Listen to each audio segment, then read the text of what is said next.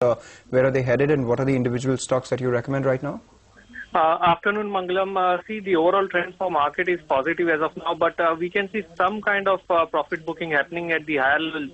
Also, the strongest of the day has come during the first 3 to 4 days of the move, which we saw from 7720 levels to around 8,100, 8,150.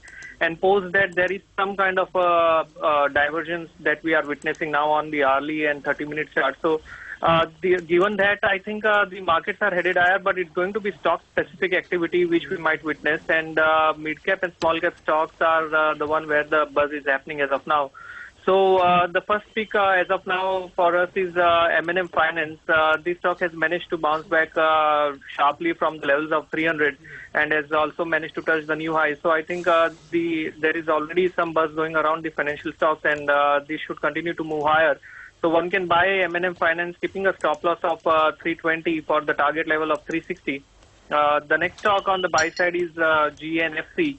We can see that this stock is moving higher in upward sloping channel, and it has recently touched the support line and bounced back from there sharply. So the uptrend can continue from here, and one can buy GNFC, keeping a stop loss of 133 for the target of 156. The third call is on the buy side is Siemens.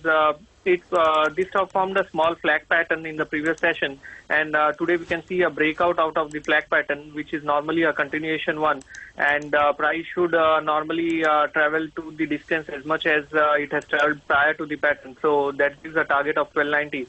So one can buy Siemens, keeping a stop loss of 1200 for the target level of 1290. And the final call is on the sell side is REC Limited. This has been a very underperforming stock. After forming a top near 185, this stock has continued to dredge lower, and I think it should again retest the lows around 150, 151 zone. And currently it seems like it has formed an X wave on upside and should start again an ABC pattern, corrective pattern. So REC one can go short, keeping a stop loss of 169 for the target of 151.